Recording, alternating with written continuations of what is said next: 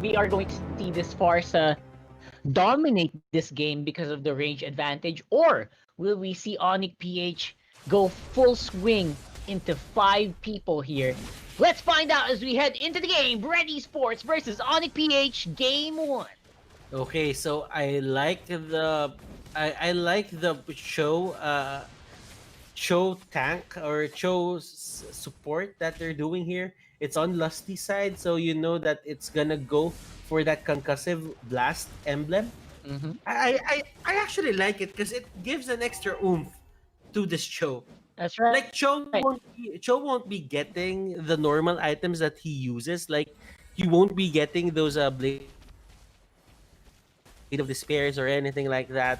But he will still get the extra help coming out from the concussive Yeah, blast. there's extra damage, but you also have to note that this show is going to be a little bit squishier than the show that we usually see, simply because it is on a mass setup, especially in the early game. Mm-hmm. Maybe later on they can compensate for it, but for now they will have to deal with just some really good picks.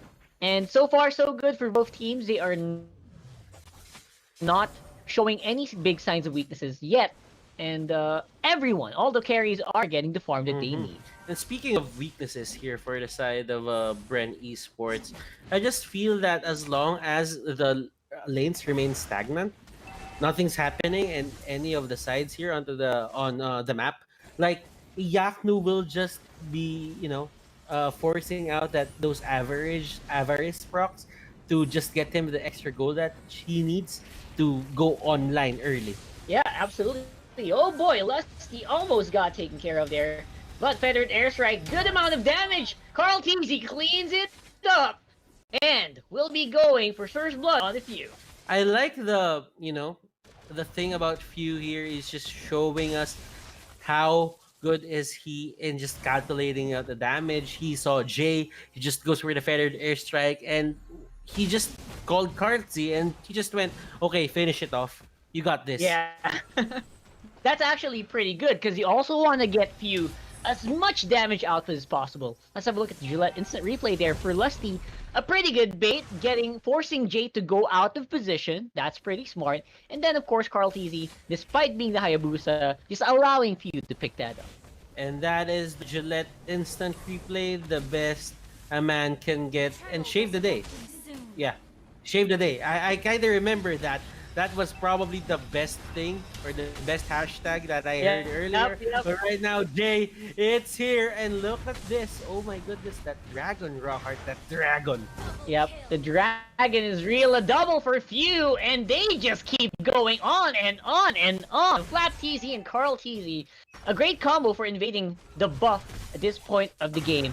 Now it's gonna be BREN Esports with the ability to go straight into ONIC PH for that turtle, but they will just take it slow and steady, knowing that the rest of ONIC PH might be starting to get in position. Now, Yuzhong there, just using the ultimate to get in the phases here on the side of ONIC PH.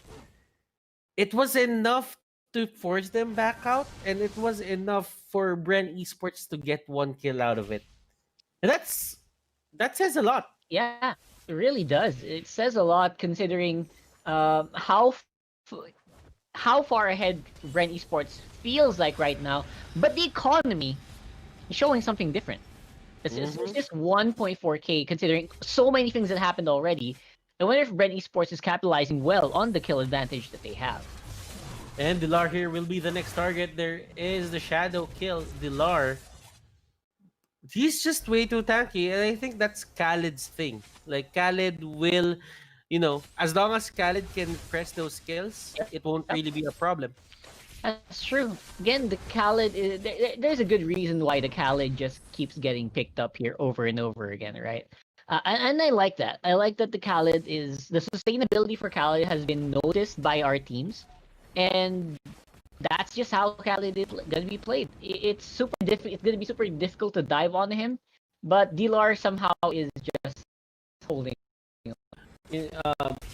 Kartzi, on the other hand, he's just having a good time. Just, getting the spoils of war here. Venus will be the target. Goodness gracious, look at this. Oh my god. They're forcing their way. They're breaking the doors of ONIC PH, and ONIC PH they need to find an answer. I think this is it. Yep, this is starting to look like it. ONIC PH, they are capitalizing on the lack of teammates here for BREN Esports, but BREN says we don't even need teammates. We will just keep fighting as long as FlapTZ is alive, and he is getting everything he wants right. Yeah, Kipri is just doing work rock hard for Flap.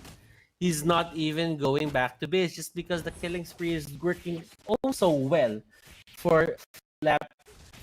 Flap Easy. The Bloodless Axe is there, and he will get the extra tankiness or extra sustain that he needs in the coming fights. Yeah, there were so many moments where FlapTZ could actually have died because of the killing spree emblem. He just keeps on going. Like, there is just no way to stop this guy so far, because everyone who's supposed to stop him is also not getting the items they need yet. But at least ONIC PH is actually answering with their own offense. Yeah, for sure. The offense is so great here for ONIC PH. Going straight into it, Lusty with the Way of the Dragon. The ONIC PH squad is running for it, and Few doing a great job of providing the damage output, and Carl TZ pulling up foil. Oh my goodness, ONIC PH just falling. Just falling like rocks. Oh my goodness. ONIC PH, they cannot find a way to stop the aggression from BREN Esports. And the only reason why that's happening is because they get caught off guard. They get caught off guard like this. Even the dragon was there. Oh my Venus can't really do anything about that. Yep. Oh my Venus doesn't have the flicker. He has the purify. So it really says a lot here to the side of ONIC PH. Yeah, FlapTZ didn't even need to go there. I mean, Carl TZ and Few already had that in the bag. That's how powerful the BREN Esports squad is right now. And now we are on a 9-1. Make that a 10-1 while I was talking about that. And Carl TZ out of nowhere picks up the Esmeralda. That is a big problem, but look at this. ONIC PH, they still want to go for the fight here. And they are not stopping at all despite lower on the itemization priority. Lusty and the rest of BREN here are back into the fight, and because of that, DR falls, and now FlapTZ, he is in position. That was a very nice play coming out here from BREN.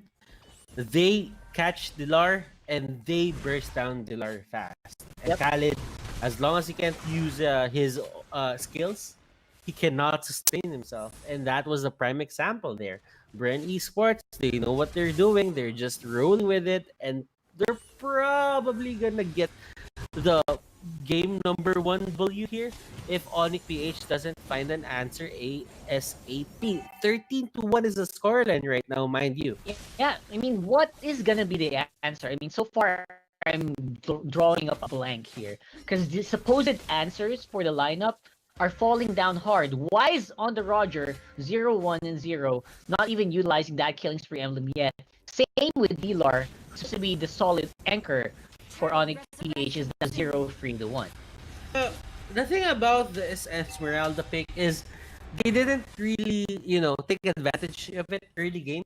Like Iyaknu, he had the Avarice on hand, but the thing is, there wasn't even a fight that went on the side of ONIC PH. Right? They were really banking on the fact that Iyaknu will have a good game, just because when you get the Avarice, you are expecting Iyaknu to just take to the other enemy team heroes. And when you have the Avarice, that means you want to force fights as early as possible so you can get to the threshold easily. Get all that maximum gold. Sounds like a good deal, right? But like because of the lack of team fight capabilities of ONIC PH so far, BREN Esports is running away with the map. Not even scared to go into their own jungle. Yes, that is true, Rockhart. ONIC PH, they don't have any more map control. BREN Esports here, they are just waiting for this Lord to march onto the middle lane. They're probably gonna try and just get that, while Kartzi here is giving importance to that orange buff. Yep, and starting slowly but surely, the Lord is walking on the mid lane. It's starting to look like they're gonna have a hard time defending this. tower, because I feel like this is just going to be taken over by BREN Esports. Look at the top lane and bottom lane minions going in at the same time while the mid is being wailed on by the Lord. That is a great position for Defender. Airstrike, Lord will go down, and the rest of ONIC PH trying to dive in on the back line in the mid lane, but nothing is going their way. FlapTC on the back of the base just surviving like crazy.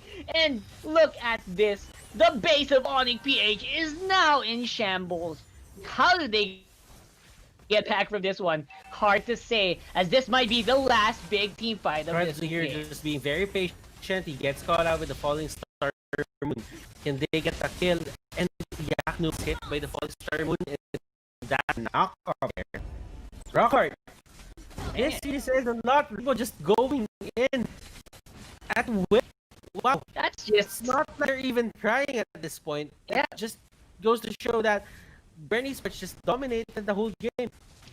Yeah, even Lusty playing around in the base of ONIC here. Not even that afraid. Again, boom! Few with a Feather Strike takes care of 2 targets, no problem. Should be it. That's a wipeout. That's a W. BREN Esports cut a 20 to victory against ONIC PH. ONIC. They had a good plan there. They really wanted the snowball with the Esmeralda. He even had the Avarice. But Flap and the others, they just stopped them on their tracks. Few here. I'm seeing a hint of the old championship few that we saw way back. And this is his form. Yep. This is the few, the really likes, right? Man, he has been